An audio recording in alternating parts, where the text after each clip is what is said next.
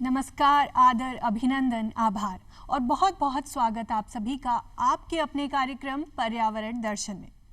दर्शकों, कहा जाता है कि हेल्थ इज वेल्थ। एक अच्छा स्वस्थ जीवन हम सभी चाहते हैं, लेकिन ये तभी संभव है जब हमारे आसपास का वातावरण, हमारा पर्यावरण स्वस्थ हो, संरक्षित हो, स्वच्छ हो। तो इसीलिए हमारी आज की चर्चा का विषय है स्वच्छ पर्यावरण स्वस्थ जीवन। इस संबंध में आज बहुत सी चर्चा करेंगे, बहुत सी जानकारियां लेंगे और उसके लिए सबसे पहले स्वागत करेंगे हमारे साथ मौजूद हमारे बेहद खास मेहमान श्री जनेश्वर चौधरी जी का। आप क्षेत्रीय वनाधिकारी हैं। सर, कार्यक्रम में आपका बहुत बहुत स्वागत है। धन्यवाद और दूरदर्शन के सभी दर्शकों को मेरा नमस्कार। सर, क्योंकि आज जो हमारा विषय है ये हम सभी से जुड़ा हुआ है, ये किसी एक व्यक्ति का नहीं है, एक वर्ग का नहीं है, हम सभी का है, क्योंकि पर्यावरण हम सभी का है और हमारे लिए ही है। तो सबसे पहले हम ये चाहेंगे, क्योंकि पर्यावरण की आज बात होने वाली है, स्वस्थ पर्यावरण हो, स्वस्थ हमारा जीवन हो, इसलिए सबसे पहले चाहेंगे कि जो टर्म है पर्यावरण, आप इसके बारे में हमें बताइए कि पर्यावरण किसे कहते हैं और कौन कौन सी चीज़ें इसके अंदर शामिल होती हैं। जी देखिए, पर्यावरण जो है बहुत ही सरल भाषा में अगर हम बात करें तो पर्यावरण दो शब्दों से जो है मिलके पर्यावरण शब्द बना है। पर्यावरण मतलब आपके नज़दीक जो भी आवरण है जी, जो भी चीज़ें हैं उसको पर्यावरण बोलते हैं। और इसकी थोड़ा बृहद तरीके से जाने तो पृथ्वी पर जो भी वस्तुएं, जो हैं तत्व मौजूद हैं, उन सबको मिलकर जितनी भी चीज़ें हैं उन सभी वस्तुओं को मिलाकर एक जो आवरण मिलता है उसको पर्यावरण बोलते हैं, जिसमें हमारी पृथ्वी है, वायु है, जल है, जीव हैं, जिसमें जंगल है और किसी भी तरह का जीव हो, चाहे वो वृक्ष हों, चाहे जो है मनुष्य हों या जानवर हों, सबको मिलाकर एक जो एटमॉस्फेयर, माहौल जो बनता है, उन सबको उसको हम मिलाकर पर्यावरण बोलते हैं। और मनुष्य जीवन के लिए पर्यावरण का संतुलित होना बेहद ही जरूरी है। जब सारी चीज़ें एक बैलेंस रूप में, पर्यावरण में बैलेंस रूप में सारी चीज़ें जब बनकर आती हैं, मिलती हैं, तब जो है तभी जीवन संभव हो सकता है। इसीलिए जीवन के लिए पर्यावरण का संतुलित होना बेहद जरूरी है। जी जी, क्योंकि आप कह रहे हैं कि भाई संतुलन बहुत ज़्यादा ज़रूरी है, बैलेंस तो होना ही चाहिए। हमारी ज़िंदगी सिर्फ केवल ये चीज़ मनुष्यों के लिए नहीं है, ये पौधों के लिए है, ये पौधों से रिलेटेड है, ये जीव जंतुओं से, पक्षियों से रिलेटेड है, हम सभी से रिलेटेड है। सर, एक और टर्म होती है जैव विविधता, ये क्या है? देखिए, मैंने पहले जैसे कहा कि बहुत सारी चीज़ें, जो बहुत सारे घटक मिलकर पर्यावरण का निर्माण करते हैं। अब इसमें किसी भी स्थान विशेष पर, किसी भी जगह विशेष पर जैव, यानी कि जितनी विविधता का जीवन होगा, जितने प्रकार के जीव होंगे, उसको जैव विविधता बोलते हैं। और पर्यावरण के लिए जैव विविधता बहुत ही जरूरी है। पर्यावरण को संतुलित बनाए रखने के लिए बहुत सारी चीज़ें हैं, तभी पर्यावरण बैलेंस हो सकता है। तो पर्यावरण को बैलेंस बनाने के लिए जैव विविधता की आवश्यकता है। जैव विविधता में आता है, मान लो किसी भी स्थान विशेष पे हम किसी एक जंगल विशेष की बात करते हैं, तो वहाँ पे कितने प्रकार के वृक्ष हैं जी, कितनी मात्रा में जो है वहाँ पे भूमि उपलब्ध है, कितनी मात्रा में वहाँ पे जल उपलब्ध है और कितने प्रकार के वहाँ पे जीव उपलब्ध हैं। मान लो कहीं अच्छा जंगल है, जहाँ पे देखिए भूमि होगी, जहाँ पे जल होगा और जहाँ पे तापमान होगा, वहाँ पे जैव विविधता बनेगी, अधिक जैव विविधता पाई जाएगी। जैसे बड़े जहाँ जंगल ज़्यादा हैं, उन जंगलों में जैव विविधता ज़्यादा होगी। विभिन्न प्रकार के वहाँ पे जो है जीव पाए जाएंगे, विभिन्न प्रकार के जो वहाँ पे पक्षी पाए जाएंगे और विभिन्न प्रकार के जो है वहाँ रेंगने वाले, विभिन्न प्रकार के पानी के। तो जो हमारा इकोलॉजिकल चेन है, हमारी इकोलॉजिकल चेन में प्रत्येक जीव का एक महत्वपूर्ण स्थान है। बिल्कुल, हर जीव अपना काम करता है और जो है एक जीव दूसरे जीव से जुड़ा हुआ है किसी न किसी दृष्टि से। या तो हम किसी को कुछ दे रहे होते हैं या हम किसी से कुछ ले रहे होते हैं, फिर एक दूसरे को प्रभावित करते हैं। तो जो ये जो पूरी चेन है, इसको हम इकोलॉजिकल बोलते हैं, जैव विविधता। ठीक है सर, बहुत ही अच्छे से आपने हमें समझाया। और क्योंकि पर्यावरण की हम बात कर रहे हैं तो एक चीज़ जो सबसे पहले हमारे दिमाग में आती है वो ये होती है वृक्ष। अब हम सबको पता है कि वृक्ष लगाना बहुत ज़्यादा ज़रूरी है, सरकार भी बहुत प्रावधान करती है, बहुत सारी योजनाएं चलाती है, लेकिन फिर भी हम देखते हैं कि शहरीकरण हो रहा है, बहुत सारी चीज़ें हैं जिनकी वजह से हमें पेड़ों को काटना पड़ता है। अब ये जो वृक्षों की कटाई होती है इससे रिलेटेड बहुत सारी चीज़ें भी होती हैं कि बताया जाता है कि इतने % वन पृथ्वी पर होने चाहिए, इस एरिया में होने ही चाहिए। तो ये जो वनों की कटाई है किस हद तक हमारे पर्यावरण को प्रभावित करती है? देखिए, पर्यावरण को संतुलित बनाए रखने के लिए सबसे महत्वपूर्ण अगर कोई चीज है और मानव उसमें दखल दे सकता है तो वो वृक्ष है जी। अब जो है प्राकृतिक कारणों से या जैविक कारणों से जी। हमारे पर्यावरण को नुकसान पहुंच रहा है। जहां तक प्राकृतिक कारणों की बात करें तो जैसे ज्वालामुखी से निकलने वाली जो गैसें हैं वो, या भूकंप वगैरह हैं ये जी। या प्राकृतिक रूप से जो गैसें मौजूद हैं, या जैसे सूर्य से जो हैं वो अल्ट्रावायलेट किरणें जी। ये निकल के आती हैं, ये इनसे हमारा पर्यावरण जो है वो प्रभावित होता है। तो ये तो रहे प्राकृतिक कारण, और जैविक कारण ज्यादा जिम्मेदार हैं वर्तमान समय में पर्यावरण को नुकसान पहुंचाने के लिए। जैविक कारणों में अगर हम बात करें तो जैसे कि बहुत विभिन्न प्रकार के जो हैं वो यूनिट्स जो हैं लगी हुई हैं जी, बिल्कुल। तो उनसे औद्योगिकीकरण जो है उससे काफी नुकसान हो रहा है। जितने भी उद्योग चलते हैं उनसे फैक्ट्रियां चलती हैं कई तरह की, तो जो जहरीली गैसें निकलती हैं उनसे हमारे पर्यावरण को नुकसान पहुंचता है। दूसरा जो है कि जो व्हीकल्स चलते हैं इनसे जो है कार्बन निकलता है, विभिन्न प्रकार की जो है जहरीली गैसें निकलती हैं, इससे पर्यावरण को नुकसान पहुंचता है। तो जो है अब पर्यावरण, अब जैसे कार्बन डाइऑक्साइड निकलता है, कई तरह की गैसेस निकलती हैं, तो पर्यावरण को दुरुस्त बनाए रखने के लिए वृक्ष बहुत जरूरी है जी।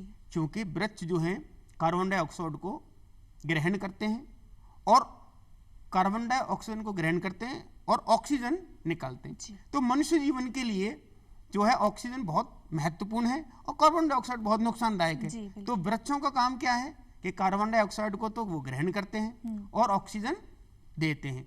तो एक तरह से जो है वृक्ष जो है वो वातावरण के संतुलन को बनाए रखने के लिए और रिपेयर करने का काम करता है। इसलिए वृक्ष बहुत महत्वपूर्ण है पर्यावरण के संतुलन को बनाए रखने के लिए। बिल्कुल सर, हम देख रहे हैं कि आपने बताया कि वृक्ष बहुत ज़्यादा इम्पॉर्टेंट है। हम एक नॉर्मल एस्पेक्ट लेकर के चलते हैं कि पर्यावरण का, प्रकृति का और मनुष्य का बहुत गहरा नाता है, आज से नहीं है, बहुत युगों युगों से है। स्पेशली हम देखते हैं कि हिंदू धर्म में 33 करोड़ देवी देवता माने जाते हैं। हम देखते हैं कि वरुण देव हैं, हम देखते हैं कि वर्षा यदि होनी है तो इंद्र देव है, हम देखते हैं कि अग्नि भी हमारे यहाँ पे देवी देवता है, हम देखते हैं कि हम पीपल के वृक्ष की पूजा करते हैं, हम तुलसी की पूजा करते हैं, हम जब सुबह जल्दी उठते हैं तो सूर्य को अर्घ्य देते हैं। ये चीज़ें हमारे जीवन की, हमारी जीवन शैली से जुड़ी हुई हैं। तो यदि आपस में रिलेशन की बात करें पर्यावरण की और हमारे जीवन की, इस बारे में आपके क्या विचार है? देखिए, बहुत लंबे समय के बाद विभिन्न प्रकार की जो हैं पृथ्वी पर विभिन्न प्रकार की जैविक क्रियाएं हुई, तब उसके बाद मनुष्य जो है जीवन संभव हो सका है पृथ्वी पे। और जितने भी जीव हैं उन सभी जीवों में मनुष्य सबसे ही समझदार जीव है।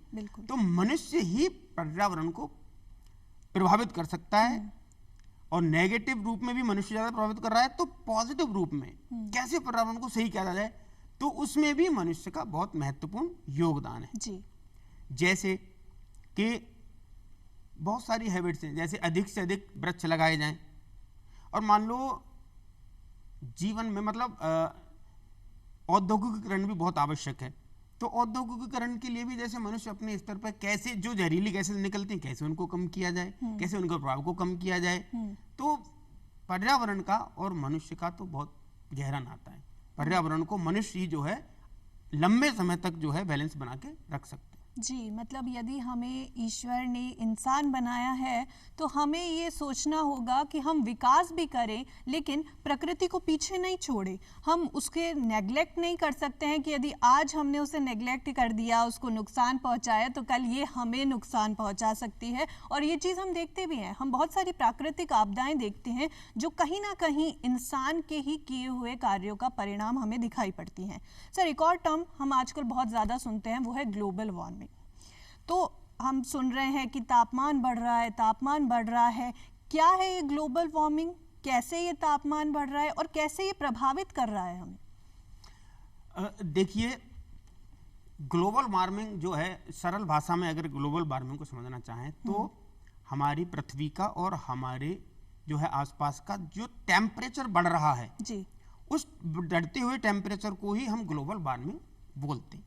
ग्लोबल वार्मिंग का जो मुख्य कारण है वो जो है, एक तो मनुष्य द्वारा निर्मित कई कारण हैं। जैसे हम पहले बात कर चुके हैं कि पर्यावरण असंतुलित हो रहा है, इसकी वजह से ग्लोबल वार्मिंग हो रही है। दूसरा क्या है कि पर्यावरण जब मतलब जो है अनबैलेंस होता है, उसके कई सारे इफेक्ट होते हैं। जो हमारी ओजोन परत है वो जो है, ओजोन परत कई जगह पर्यावरण जैसे CO2 कई सारी गैसेज हैं, उनके कारण से ओजोन परत कमजोर पड़ती जा रही है। तो अल्ट्रा वायलेट जो किरणें हैं वो सीधी पृथ्वी तक आ रही हैं। 90% से ज़्यादा जो अल्ट्रा वायलेट जो किरणें हैं उनको ओजोन परत ऑब्जर्व कर लेती है, लेकिन अब जो है वो कमजोर हो रही है पॉल्यूशन की वजह से, तो जो है वो पृथ्वी तक आती है। इससे क्या है कि पृथ्वी का तापमान बढ़ रहा है। इसके अलावा भी जैसे औद्योगिकरण हो रहा है या और विभिन्न प्रकार के जो हैं, जैसे CO2 निकल रही है, तो इससे क्या है कि CO2 के कारण जो है, CO2 जो है वो जो किरण है उसकी, सूरज की, उस किरणों को ग्रहण कर लेती है, तापमान को बढ़ाती है। इस वजह से तापमान बढ़ रहा है। तो तापमान बढ़ रहा है तो इसलिए ग्लोबल वार्मिंग हो रही है। ग्लोबल वार्मिंग के कई नुकसान हैं जी, जैसे कि पर्यावरण असंतुलित हो रहा है। जैसे जहाँ पहले कभी अधिक बरसात होती थी वहाँ कम बरसात हो रही है। बिल्कुल। जहाँ पहले कभी जो है सूखा पड़ता था वहाँ पे बाढ़ आ रही है। तो इस तरह के कई प्रभाव जो हैं ग्लोबल वार्मिंग के मनुष्य के जीवन पर, पृथ्वी पर पड़ रहे हैं। ठीक है, तो हम देखते भी हैं कि स्पेशली वो जो गर्मी का सीज़न आता है, और हम एक डायलॉग है जो हर इंसान हर सीज़न में कहता है, वो ये कि इस बार गर्मी पिछली बार से ज़्यादा हो रही है। तो ये चीज़ें हम देखते हुए आ रहे हैं, फील कर रहे हैं कि एक्चुअल में तापमान बढ़ रहा है। अब हमें उस तापमान से प्रभावित नहीं होना है। हम मशीनरीज का यूज़ करते हैं, हम AC चलाते हैं। अब हम ये देखते हैं कि उनसे जो हवा निकलती है वो भी कहीं ना कहीं हमारे पर्यावरण को प्रभावित करती है। तो आपने बहुत अच्छी बात कही थी कि हमें संतुलन लेकर के चलना पड़ेगा। फिर से हम इसी बात पे आएंगे कि शहरीकरण तो बहुत ज़्यादा ज़रूरी है। हम देख रहे हैं कि हमें प्लांट लगाने हैं, हमें फैक्ट्रीज़ लगानी हैं, लेकिन बहुत सारी जगहों पे देखा गया कि ये जो फैक्ट्रीज़ लगी थी उनका जो कचरा निकला, अपशिष्ट पदार्थ निकले, वो इवन जो हमारी गंगा नदी है उन तक को उसने प्रभावित किया था। कैसे हम बैलेंस स्थापित करें?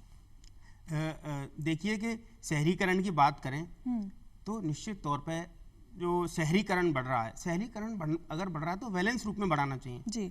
शहरीकरण को और औद्योगिकरण के लिए जो वनों को नुकसान पहुंचाते हैं वो ज्यादा नुकसानदायक होता है, पहली चीज।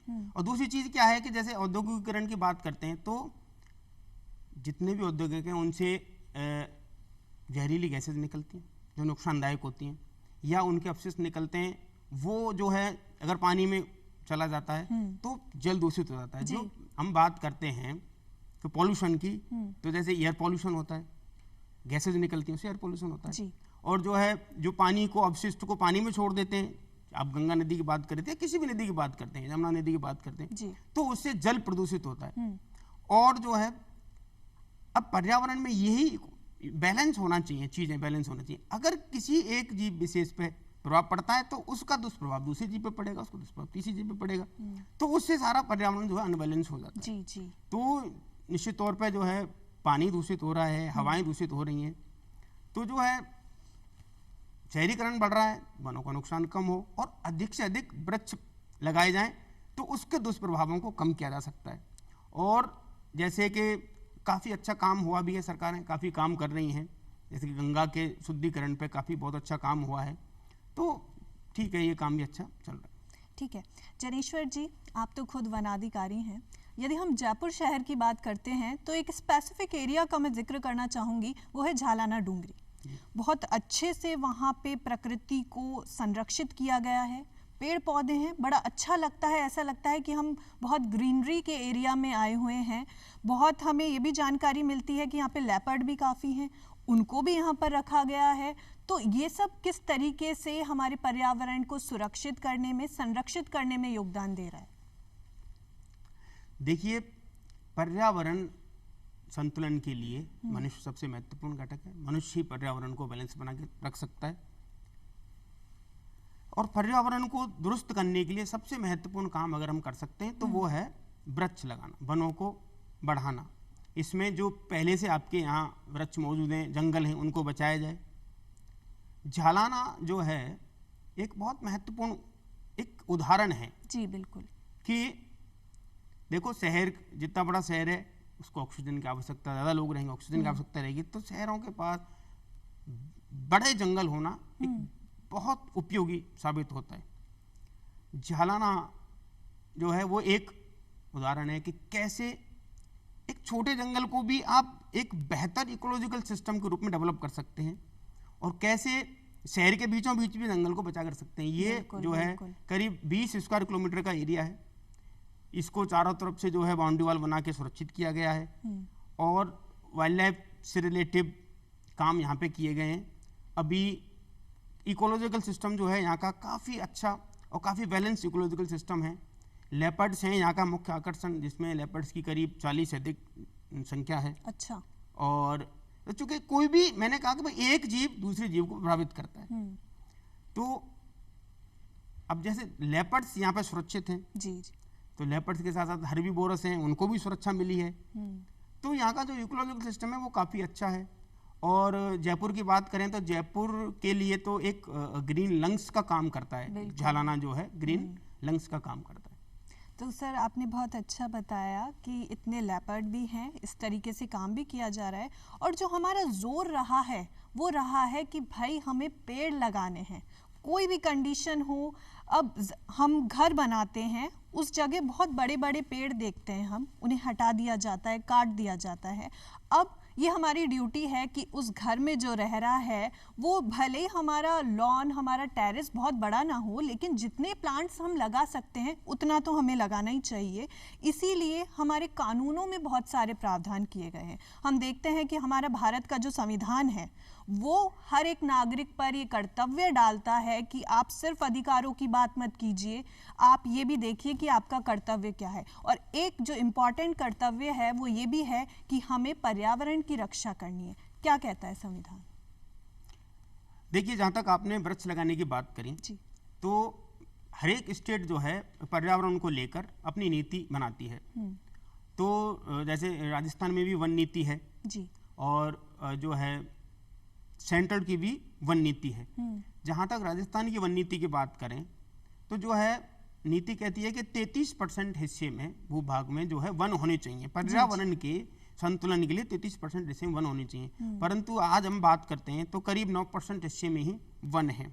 और इतनी राजस्थान में इतनी वन भूमि भी नहीं है। अन्य प्रदेशों के मुकाबले, अन्य प्रदेशों की बात करें तो उसमें वन भूमियाँ, जैसे एमपी में वन भूमि काफ़ी है, उत्तराखंड में वन भूमि काफ़ी है, और जो साउथ की जितनी भी स्टेट है वहाँ वन भूमि काफ़ी है। तो वहाँ पे नेचुरल तरीके से भी वन है। राजस्थान की बात करते हैं तो राजस्थान में वन भूमि कम है, और वैसे भी राजस्थान जो है वो शुष्क प्रदेश है जी।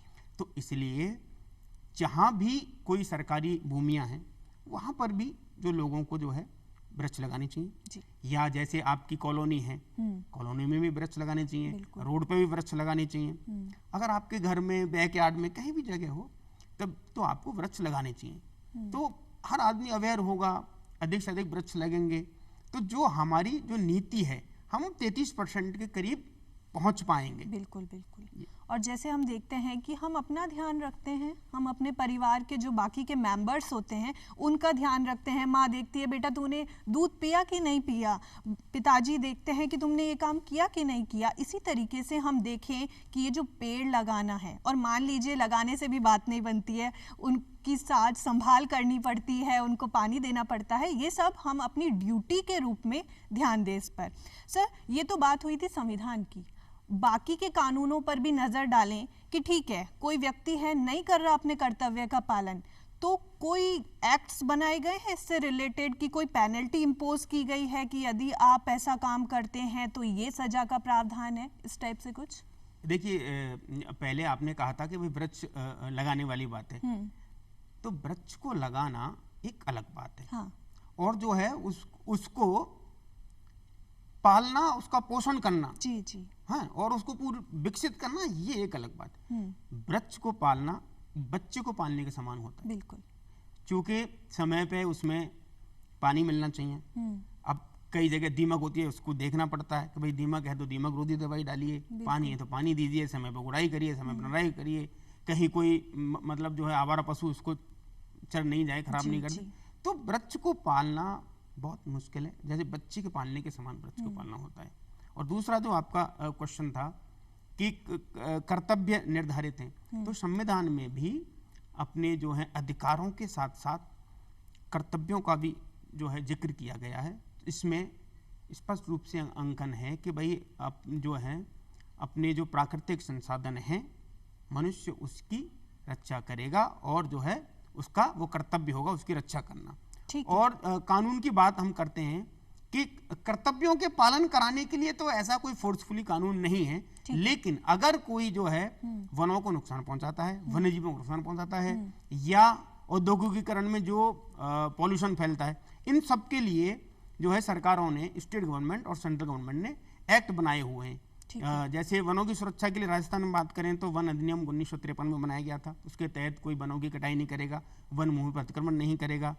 और जो है वन्य जीवों की सुरक्षा की बात करें तो वन्य जीव संरक्षण अधिनियम 1972 में बनाया गया था। उसके बाद काफ़ी जो है परिवर्तन देखे गए। हिंदुस्तान में पहले जो है शिकार जो है खुले में होते थे, कोई प्रतिबंध नहीं था, लेकिन 1972 में जो है ये एक्ट बनाया गया, वाइल्ड लाइफ प्रोटेक्शन एक्ट।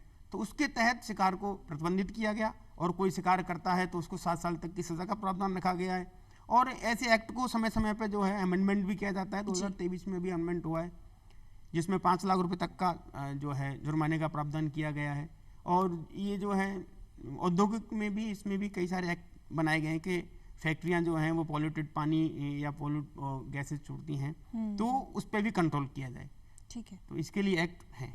ठीक है सर, ठीक है, सरकार ने अपना काम कर दिया, लेकिन ये तो बात करी हमने कानूनों की कि कानूनी स्तर पर ये चीज़ें हैं, ये प्रावधान हैं। यदि हम सरकार की योजनाओं के बारे में बात करते हैं, जैसे हम देखते हैं कि सफाई से रिलेटेड बहुत ही प्रचलित जो योजना स्वच्छ भारत अभियान को हम देखते हैं, ऐसी क्या योजनाएं सरकार की तरफ से चल रही हैं जो कि हमारे पर्यावरण के लिए हैं? देखिए, जैसे आपने कहा कि स्वच्छ भारत अभियान, ये भी ये चेंज करने वाली है, मतलब समाज की सोच को बदलने वाली एक जो है अभियान है। और जहाँ तक पर्यावरण के संबंध में बात करें तो फॉरेस्ट डिपार्टमेंट के द्वारा भी कई सारी योजनाएं चलाई जा रही हैं। अच्छा। जैसे अधिक से अधिक वृक्ष लगाने को प्रोत्साहित करने के लिए जगह जगह विभाग के द्वारा नर्सरियाँ जो है लगाई गई हैं, और बहुत ही कम दर पे वहाँ पे पौधे उपलब्ध हैं। और अभी जो है गत वर्ष जो है राजस्थान सरकार ने एक TOFR स्कीम जो है बनाई थी, ट्री आउटसाइड फॉरेस्ट। जैसे हम अभी पहले बात कर रहे थे कि फॉरेस्ट लैंड इतनी नहीं है राजस्थान में, तो फॉरेस्ट लैंड के अलावा भी हमको पौधे लगाने पड़ेंगे। तो TOFR, tree outside forest region scheme एक चलाई है। उसके तहत जो है बहुत ही मिनिमम दरों पे कोई भी व्यक्ति सरकारी नर्सरियों से पौधे ले सकता है, जिसको हमने ऑनलाइन किया है जी। ऑनलाइन भी जो है पौधे बुक कर सकते हैं, और ऑनलाइन ही जो है उसमें भुगतान करके पौधे को खरीदा सकता है, और फॉरेस्ट के बाहर ट्री लगाए जा सकते हैं। तो मतलब जब हम कहते हैं डिजिटल हो गया है भाई हमारा इंडिया, हम ऑनलाइन चीज़ों पे आ चुके हैं, तो अब ये चीज़ पौधों से भी दूर नहीं रह गई है। अब हम बाकी सामानों के साथ साथ पौधे भी ऑनलाइन बुक कर सकते हैं। ठीक है सर, आज बहुत अच्छी जानकारी हमें आपसे मिली। चलते चलते हम ये चाहेंगे कि आप हमारे दर्शकों को क्या ये संदेश देना चाहेंगे, क्या उनकी जिम्मेदारी याद कराना चाहेंगे, ताकि ये जो पर्यावरण के संबंध में आज हम बात कर रहे हैं इसे हम संरक्षित, संतुलित और स्वस्थ रख सकें। मैं दर्शकों से ये कहना चाहूँगा कि आज ही वो समय है कि आज से ही हम लोग जागें, और मनुष्य एकमात्र ऐसा जीव है पृथ्वी पर कि जो पर्यावरण को बहुत लंबे समय तक के लिए बैलेंस बना के रख सकता है, उसमें सुधार कर सकता है।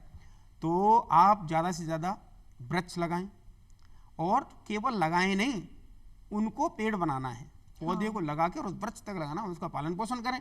आप 10 की जगह केवल 5 ही वृक्ष लगाएं, लेकिन उन 5 में से 4 को जीवित रखें। यही मेरा संदेश है। बिल्कुल। तो आज जो हमारी चर्चा का जो पूरा सार रहा, जो पूरा केंद्र रहा, वो ये रहा कि यदि हम पर्यावरण को संतुलित रखना चाहते हैं, स्वच्छ रखना चाहते हैं, तो सबसे इम्पॉर्टेंट काम तो हमें यही करना है कि हमें पेड़ लगाना है। और जैसा कि आपने कहा कि भाई लगा करके भूल नहीं जाना है, उसको अपने बच्चों की जैसे उसको पालना है और उसे पौधे से हमें पेड़ बनाना है। ये बहुत अच्छी बात है, और मुझे लगता है कि शायद देर नहीं होनी चाहिए। अब समय आ गया है कि भले हम शुष्क प्रदेश में रह रहे हैं, हम राजस्थान में रह रहे हैं, लेकिन जो भी प्लांट्स हम लगा सकते हैं हमें उन्हें लगाना ही चाहिए और उनकी संभाल करनी ही चाहिए। तो आज बहुत सी चीज़ें हमने देखी, हमने शहरीकरण पर भी बात करी, हमने जैव विविधता के बारे में बात करी, ग्लोबल वार्मिंग के बारे में बात करी, सरकार के प्रावधानों के बारे में बात करी, उनकी योजनाओं के बारे में बात करी, कानूनों के बारे में बात करी, और जो टोटल सार निकल के आता है, जो निष्कर्ष निकल के आता है, वो ये कि हम मनुष्य हैं और ये पर्यावरण हमारा भी है, पक्षियों का भी है, जानवरों का भी है। तो ये जो वायु हमें मिली है, हम इसमें अच्छे से सांस ले सके, इसके लिए हमारी ये ड्यूटी है कि हम इसे स्वच्छ रखें और प्रदूषित ना करें। जैसे कि हम ऑड इवन जैसे कॉन्सेप्ट देखते हैं, वो अप्लाई किए जाते हैं ताकि हमारा जो पर्यावरण है वो स्वस्थ रह सके। तो आपको लगता है इसी टाइप के काम करने की हमें ज़रूरत है ना? नहीं, ये तो अब तो मजबूरी हो गई है। जैसे आप अभी दिल्ली में देख रहे हैं कि जो एयर पोल्यूशन इतना हाई हो गया कि जी उसमें ऑड इवन भी लागू करना पड़ रहा है, डीजल के व्हीकल्स भी बंद करना। बिल्कुल सर, कार्यक्रम में आपने शिरकत की, इतनी अमूल्य जानकारियाँ इतनी सहजता से प्रदान की, उसके लिए बहुत बहुत धन्यवाद। तो दर्शकों, आज की इस चर्चा के बाद हम ये कह सकते हैं कि आज हमने जाना कि हमारी ड्यूटी क्या है, सरकार की ड्यूटी क्या है, कानून क्या कर रहे हैं, लेकिन सिर्फ जानकारी लेने से बात नहीं बनेगी, हमें जिम्मेदारी भी तो लेनी पड़ेगी ना। मैं चाहती हूँ कि फ़िज़ाए वतन बदल डालूँ, लेकिन केवल ये मेरे बस की बात नहीं। उठो बढ़ो मेरे देश के आम इंसानों, ये हम सब की बात है, कोई 2, 4 या 10 की बात नहीं। तो अगली बार ऐसे ही कुछ विषयों के बारे में फिर चर्चा करेंगे, फिर जानकारी लेंगे। तब तक के लिए इजाज़त दीजिए, नमस्कार।